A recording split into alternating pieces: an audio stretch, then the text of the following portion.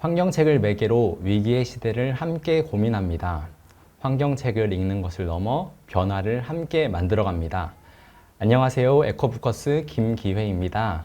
오늘 소개해드리고 함께 나누고 싶은 책은 바로 전기밀양 서울입니다. 작년 책이 출간된 이후로 뜨거운 사랑을 받고 있는데요. 오늘은 전기밀양 서울의 작가이신 김영희 교수님을 뵙고 함께 이야기 나눠보겠습니다. 교수님 안녕하세요. 안녕하세요. 저는 전기밀양 서울을 쓴 김영희라고 합니다. 반갑습니다.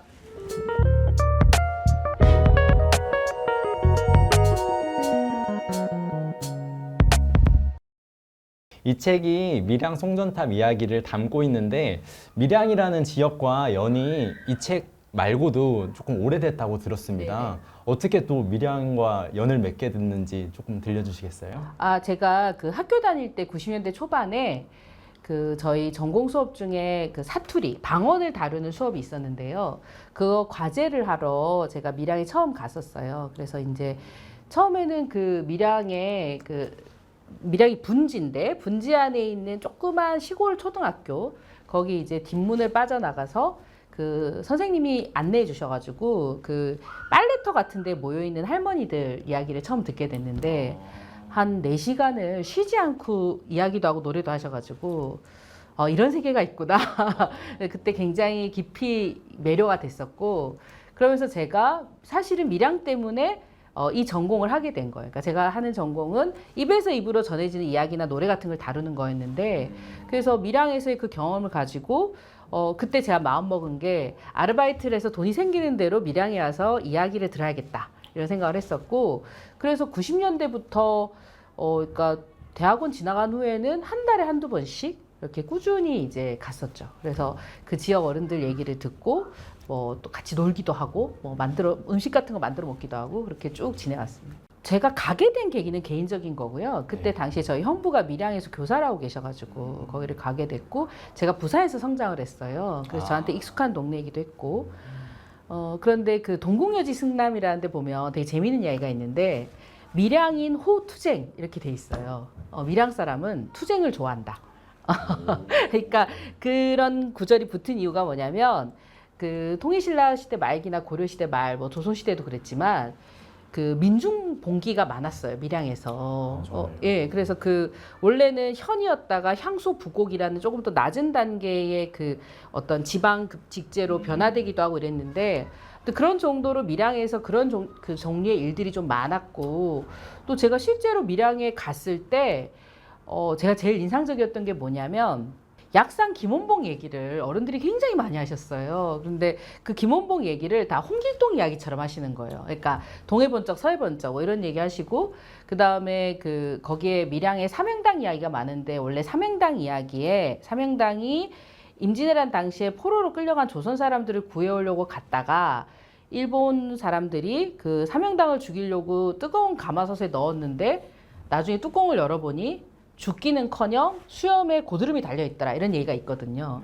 근데 이제 제가 그때 갔더니 약산 김원봉이 그 일본 군인들한테 한 번도 안 잡혔다. 근데 한 번 이제 잡혔는데 그 죽이려고 가마솥에 넣었더니 이제 나중에 뚜껑을 열었더니 고드름이 맺혀있었다 이런 얘기를 할 정도로. 네. 그리고 어린 시절에 그 식민지 시기를 겪은 어른들이 김원봉 이야기를 들으면서 약간 어떤 희망을 갖고 이렇게 성장하신 거예요. 그래서 저는 그게 처음에 너무 인상적이었어요. 제가 그런 얘기를 들을 거라고 생각 안 하고 갔었거든요. 그러니까 밀양이 조금 뭐랄까 독립운동이나 이런 걸 하셨던 분들도 많고 또 사회주의 운동이나 이런 걸 하셨던 분들도 되게 많아요. 그래서 그런 흐름이 좀 있는 동네이기는 했고 이제 그러다가 제가 한 달에 한두 번 가겠다 마음 먹었지만 강사 생활하고 이렇게 뭐 강의하고 돈 벌고 이러면서 그만큼 자주 가지는 못했고 그리고 이제 박사학위 논문 쓰는 동안에 뭐 집에 일도 있고 그래서 그때는 제가 밀양을 거의 잘 가지 못했는데 바로 그때 그 밀양에서 송전탑 건설과 관련된 싸움이 시작된 거를 보도를 보고 알았어요. 그런데 이제 그때 제가 가지를 못했고 그래서 행정 대집행이 있었던 그 해에 제가 연세대학교 국문과에 부임을 했거든요. 그래서 그때 행정 대집행이 끝난 직후, 그러니까 가을에 저희 학생들하고 같이 이제 그 밀양 송전탑 싸움을 하셨던 분들의 얘기를 들으러 이제 다시 가게 된 거죠. 그러니까 저는 어떤 생각을 하냐면 우리가 이제 옛날 신화나 전설 같은 건 옛날 이야기고 요즘 살아간 이야기는 다른 이야기라고 생각하잖아요. 근데 저는 모든 이야기는 지금 이야기라고 생각하거든요. 그러니까 지역에 유명한 뭐 장수가 살았다 이런 이야기부터 보도연맹 사건으로 마을 사람들이 어떻게 끌려가서 어떻게 죽었다는 이야기나 송전탑 건설 반대 운동을 할 때 우리가 어떤 일을 겪었다는 이야기가 저한테는 다 같은 이야기예요.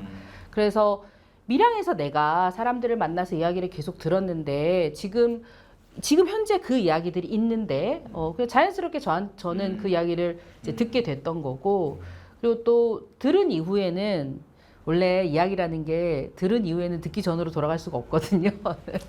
사람과 만나는 것도 그렇지만 이야기도 그래요. 그래서 사람을 만나서 이야기를 듣고 그러면 이제 그 이전으로는 돌아갈 수 없죠. 그러니까 그 밀양 송전탑 건설 반대 운동을 하셨던 분들과 그분들의 연대했던 이야기를 듣게 됐고 그분들을 만났고 그리고 그분들하고 관계가 생겼고 그래서 그게 이제 지금까지 쭉 이어오게 된 겁니다.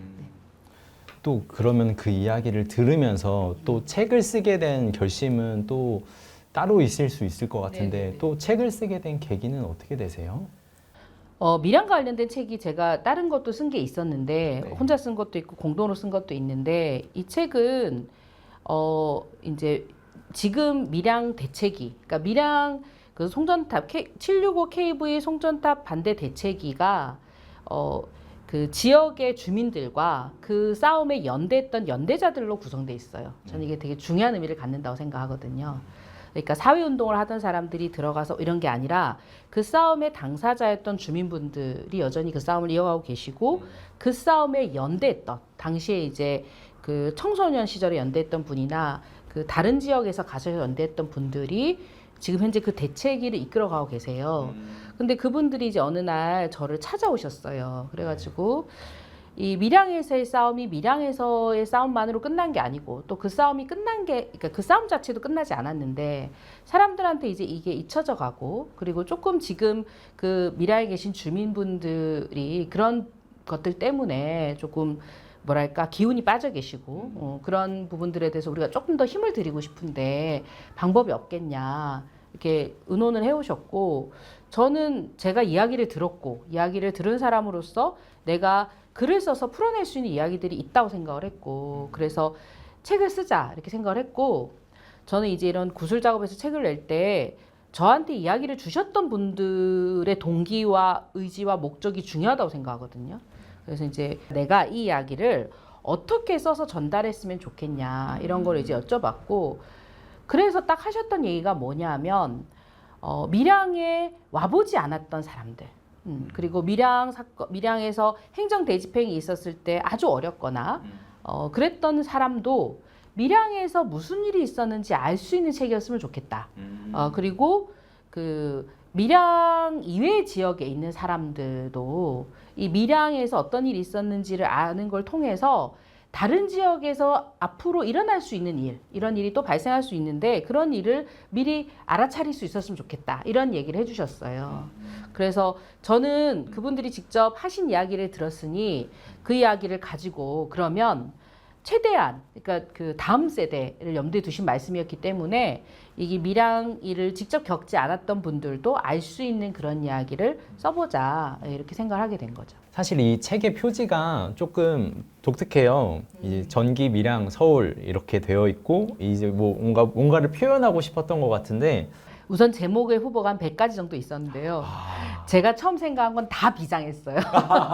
그래서 뭐 예를 들면 뭐 전기는 눈물을 타고 흐른다 류의 그런 비장한 것들이었는데 애초에 그 밀양 할매로 이제 불리시는 그 어른들이 저한테 요청하신 게 젊은 사람들이 이 책을 읽었으면 좋겠다였거든요. 그래서 제가 저희 학생들한테 이거를 쭉 가져가서 어떠냐 이렇게 다 물어봤는데 다 이제 별로다. 이런 건 별로다. 네, 선생님 힙하지 않아요. 이렇게 얘기를 계속 해가지고 전부 다 탈락하고 아주 오래 여러 사람의 그 의견을 받아가지고 그러면 전기가 밀양에서 서울로 오는 것 자체를 저희가 문제 삼는 게 있고 그 오는 과정의 문제와 그 사이의 이야기들을 우리가 쓰는 거라서 사실은 이게 전기 밀양 화살표 서울이거든요. 그리고 그것이 우리가 이제 송전탑과 송전선로를 통해서 거쳐서 이제 오게 되는 그 것들을 얘기하고 싶어서 그렇지만 가볍고 심플해야 된다. 이게 그 목표였기 때문에 그 디자인하는 선생님하고도 의논해가지고 이렇게 만들게 됐습니다.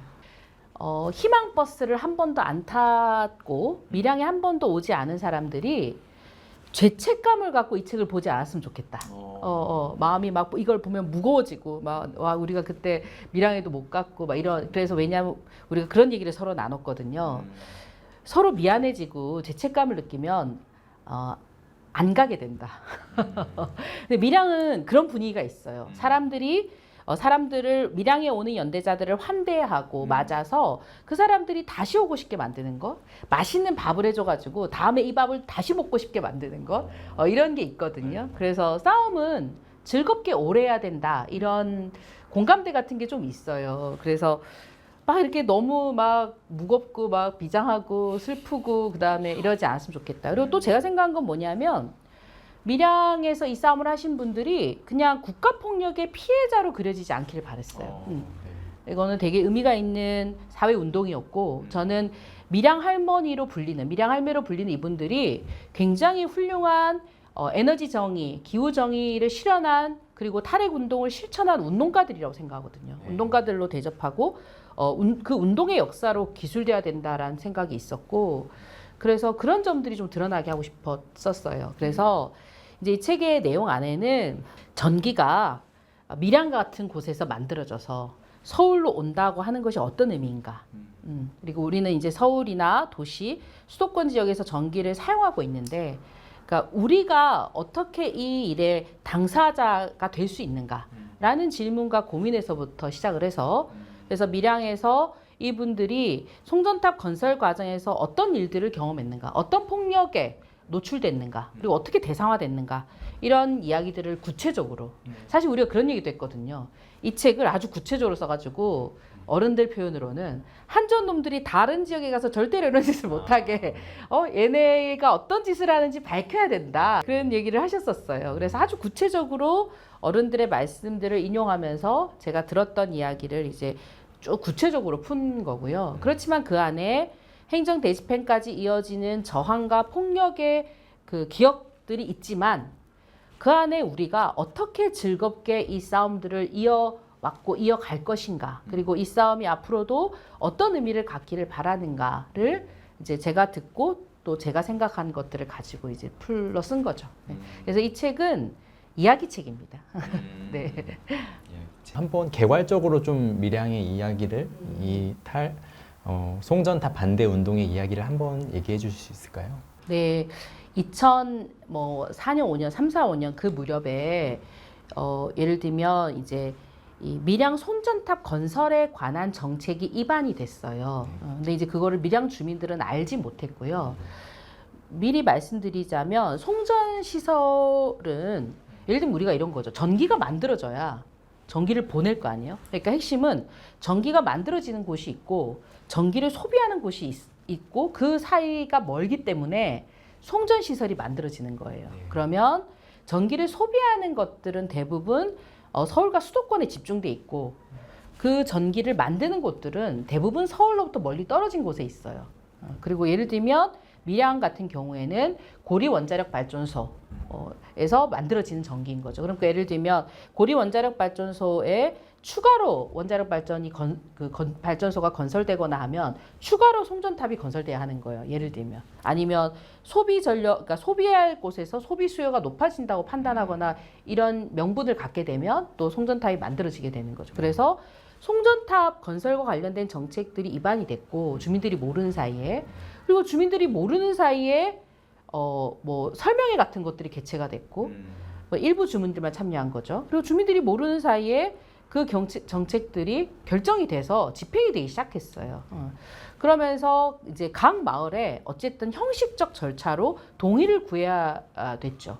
그때부터 이 마을 사람들을 대상으로 어떤 그 협박과 회유와 여러 가지의 그 한국전력과 한국전력을 지원하는 국가적인 시스템 이런 것들이 동원이 돼서 이 주민들을 합의 아닌 합의, 동의 아닌 동의 어떤 그 표면적으로는 동의와 합의를 거치는 것 같지만 이면에서는 사실 폭력적인 방식으로 이 송전탑 건설과 관련된 것들이 마치 주민들의 의사로 결정된 것처럼 쭉 진행이 됐고요.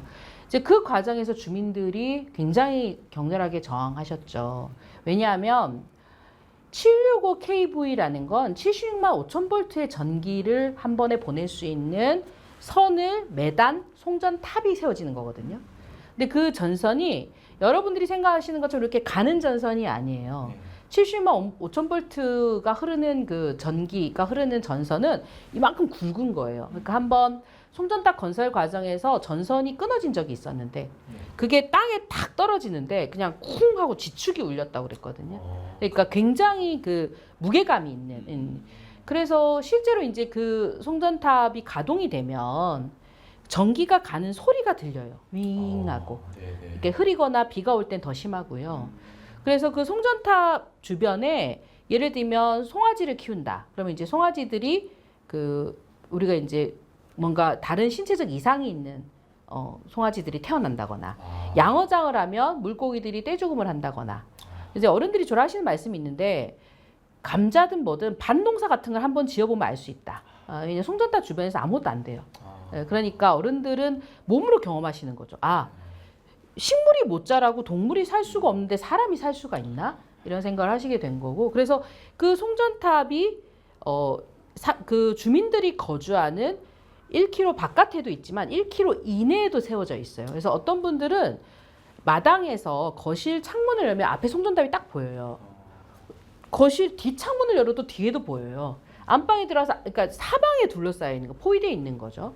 그런 그 송전탑과 송전 설비 시설들이 이제 세워지는 과정에서 주민들이 처음에 굉장히 격렬하게 저항하셨고 그 과정에서 이치우 어른이라는 분이 이제 돌아가시기도 했죠. 저항하시면서. 그래서 그런 일들을 계기로 더 많은 사람들이 결집하게 됐고 그런데 처음에는 이 싸움이 밀양의 나이든 주민들, 그러니까 왜냐하면 지금은 비도시 지역에 사시는 분들이 다 7, 80대 고령의 주민분들이시잖아요. 그래서 그분들의 싸움이었어요. 그렇게 됐다가 이분들의 이야기가 세상에 알려지면서 아까 선생님 말씀하신 희망버스 같은 것들을 타고 다른 지역의 분들이 오게 됐고 그래서 연대자들과 함께 이 싸움을 하시게 된 거고 그런데 그 숱한 저항의 과정 속에서 결국 이제 마지막 2014년에 그 행정대집행이라는 과정을 통해서 송전탑 건설 예정지에 천막을 짓고 주민들이 농성 중이었는데 그 천막을 이제 걷어내고 그 송전탑을 세우게 된 거죠. 그런데 그것으로 이 싸움이 끝났다고 생각하지 않으셨어요, 주민들이. 송전탑은 세워서는 안 되는 것인데 들어섰으니 언젠가는 뽑힐 거고 그러니까 송전탑이 뽑힐 때까지 싸운다라고 해서 그 농성 천막이 거친 바로 그날 우리는 두 번째 새로운 싸움을 시작한다 선언하셨고 그래서 그때로부터 지금까지 여전히 합의하지 않고 밀양뿐만 아니라 밀양 이외의 모든 지역에 송전탑이 세워져서는 안 되고 그 송전탑이 세워진 지역에서는 송전탑이 뽑혀야 되고 송전탑이 들어선 이유가 새로운 발전 시설을 만드는 것과 닿아 있기 때문에 원자력 발전에 반대하는 혹은 뭐 석탄 발전에 반대하는 그런 탈핵, 탈석탄 이런 운동에 연대하면서 이 싸움을 계속 이어가고 계신 거죠. 사실 오늘 촬영일이 이제 6월 11일 네. 이제 행정 대집행이 이루어진 날이고 이제 2014년 6월 11일 날 그 네. 행정 대집행이 이루어졌는데 저는 그때 구체적으로 어떤 일들이 일어난지 몰랐는데 한번 이렇게 소개해 주실 수 있나요? 그날? 행정대집행이 뭔가부터 설명을 드려야 될 것 같아요. 사실 왜냐하면 그게 어떤 시기에 나온 용어잖아요. 박근혜 정권 때 예를 들면 뭐 쌍용 자동차 파업 현장이라든지 이런 그 대규모 시위나 저항 운동이 있는 곳에 대규모 행정력, 그러니까 주로 경찰 병력이죠. 이런 것들을 동원해서 강제 진압하는 일들이 반복됐어요. 근데 그런 걸 우리가 행정대집행이라고 했는데 표면적으로 이제 행정대집행이지만 그것이 공권력, 그러니까 물리적 권력을 통해서 어떤 폭력을 자행하는 사실은 국가폭력의 다른 이름이었다고 저는 생각하는데 그래서 밀양의 경우에도 송전탑 건설 예정지인 곳, 그러니까 왜냐하면 밀양에 이제 송전탑들이 번호가 다 있는데요. 그러니까 밀양 한 군데가 아니에요. 왜냐하면 송전탑이 이제 이어져 있잖아요. 그러면 그 건설 예정지마다 그 송전탑 건설 인근 지역의 마을 주민분들이 그 건설 예정지에 농성 천막을 짓고 몇 달 동안 이제 거기서 농성을 하셨어요. 그래서 이제 여름에도 춥거든요. 밤에는 저 높은 곳은. 그래서 처음에는 이제 할머니들 몇 분이 돌아가면서 계속 거기서 주무시고 그러다가 연대자들이 가게 됐고 연대자들이 한 번 가면 그 차가운 농성 천막 바닥에서 어른들이 그 짐승 울음소리 들으시면서 주무시는데 있는데 그거를 보고 왔는데 집에서 그냥 잘 수가 없는 거예요. 그래서 그다음부터 연대자들이 오게 되고 해서 연대자들과 함께 거의 막 살림집처럼 거기 이제 막 그릇도 갖다 놓고 냄비도 갖다 놓고 화장실도 만들고 거기서 개도 키우고 막 그렇게 이제 몇 달 동안 거의 그 집을 만들고 산 거예요. 그렇게 있었는데 행정 대집행이 임박했다는 걸 다 알고 있었고 그리고 이제 순차적으로 들어온 거죠. 이제 저쪽 마을에서부터 핸드폰이 있으니까 연락을 다 받았는데 대규모 경찰 병력이 이제 헬기를 동원해서 헬리콥터가 이제 두두두두 하면 프로펠러 바람으로 모든 게 다 날아가요. 그러니까 그리고 이제 그 어른들이 끝까지 저항하고 끌려가지 않겠다고 해서 서로의 몸을 쇠사슬로 묶으셨거든요. 근데 이제 그런 것들을 이렇게 그 겨드랑이 밑으로 넣어서 자르는 도구들을 넣어서 그러니까 사실 되게 위험한 장면이죠. 이런 것들을 이제 잘라내고 그다음에 서로 끌려가지 않으려고 연대자들과 서로 엉켜 있는 것들을 강제로 뜯어내고 하는 일련의 과정을 통해서 그 농성 천막이 한꺼번에 철거가 됐어요. 그러니까 수백 명의 사람들, 전체로는 수천 명이지만 수백 명의 경찰들이 한꺼번에 몰려와서 그 농성 천막을 뜯어낸 거죠. 근데 제가 왜 이런 말씀을 드리냐면 그게 마치 그 자신이 성장해서 자라온 그 집이 뜯겨나가는 것 같은 심정.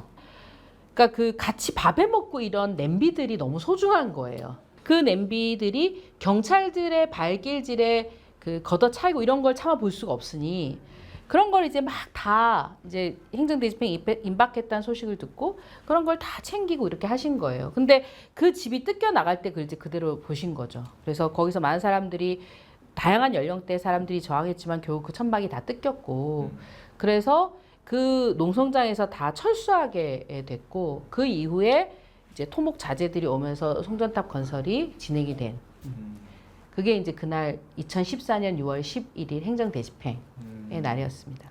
여기 책에 보면은 후반부에는 그 이렇게 농성장을 이렇게 집처럼 표현한 네네네. 구절들이 또 나오잖아요. 그래서 좀 그 부분을 읽으면은 뭔가 그 연대 그 공간들이 어떤 그런 공간의 어떤 냄새나 공기들이 느껴지는데 좀 그 부분을 좀 작성하시면서 좀 어떤 생각이 드셨는지. 밀양 싸움을 생각하면 일단 첫 번째 떠오르는 냄새는 네. 맛있는 음식 냄새예요. 밀양 싸움에서는 사람들이 다 먹는 걸 엄청 중요하게 생각했어요. 잘 먹어야 된다. 그래서 그 주인분들도 막 그 집에 있는 걸 막 그 깻잎 같은 거 뜯고 막 이렇게 고등어 자반 같은 거 해가지고 막 거기서 어떻게든 맛있게 해 먹으려고 그다음에 이제 농성장 앞에 봄이 되면 진달래 같은 거 피어 있으면 그거 뜯어다 화전에 먹고 그래서 재밌었던 게 뭐냐면 한 번은 밀양 대책위에서 저한테 국가폭력이 얼마나 심각하게 자행됐는지를 고발하는 그런 구술 인터뷰를 해가지고 특히 마을 공동체가 어떻게 파괴됐고 막 이런 거를 구술 인터뷰를 해가지고 자료를 좀 만들어 달라. 그래서 국회에서 우리가 발표를 하자 이런 요청을 받았어요. 네. 그래서 제가 이제 마을 어른들 인터뷰를 하면서 어느 할머니 이렇게 부르면서 제가 그러니까 우리가 막 그 농성하고 그럴 때 되게 고생을 했잖아요. 우리 경찰들이 막 몰려가지고 막 이러면 막 그 울분을 다시 이제 막 느끼시면서 그때 새까맣게 그렇게 막 하얀 화이바 쓰고 말이야. 걔네가 와가지고 우리를 막 다 죽일 듯이 막 그렇게 우리 막 다치고 우리 막 끌려가고 막 이런 얘기를 막 한참 하시다가 한 3분만 지나면 그런데 그 우리가 그때 그 화전을 지져 먹었는데 그게 얼마나 맛있었냐면 그러니까 되게 그 즐거웠던 기억을 계속 얘기를 하신 거에서 내가 아니 그러니까 그랬는데 우리가 얼마나 당했냐 이런 얘기를 해야 된다 이런 얘기를 하면 그래 그 경찰들이 말이야 아니면 용력들이 말이야 이런 얘기를 막 하시다가 또 몇 분만 지나면 그런데 우리가 밤마다 이렇게 너무 이제 연대자들이 왔고 너무 재밌는 얘기를 많이 해가지고 우리가 막 서로 남편 욕도 막 하고 그러면서 막 노래도 부르고 얼마나 재미있었는지 그때가 좋았어 이런 얘기를 또 하시는 거예요. 그래서 되게 맛있는 음식을 나눠 먹고 즐겁게 함께 했던 기억들이 있어요. 그래서 그게 지금도 사람들이 밀양에 가는 이유라고 저는 생각하거든요. 그래서 제가 떠오르는 풍경은 언제나 밀양과 관련된 우리가 행사를 하거나 하면 맛있는 음식이 가득 있고 사람들이 거기에 즐겁게 무겁지 않은 즐거운 마음으로 와서 맛있는 음식을 먹고 노래도 부르고 얘기도 나누고 한동안 서로 보지 못했던 얘기도 나누고 이런 장면들로 주로 떠오르거든요. 뭔가 밀양 그 운동을 생각하면은 정말로 사실이지만 뭐 폭력적인 이야기들 그런 것들이 잘 전해지고 또 많이 확산이 돼야 되지만 그분들의 이야기를 실제로 들으면은 또 그런 이야기만 있었던 게 아니라 네네. 연대의 자리들 그렇게 밥을 같이 해 먹고 그렇게 따뜻한 공간들도 있었던 거네요. 네네. 네.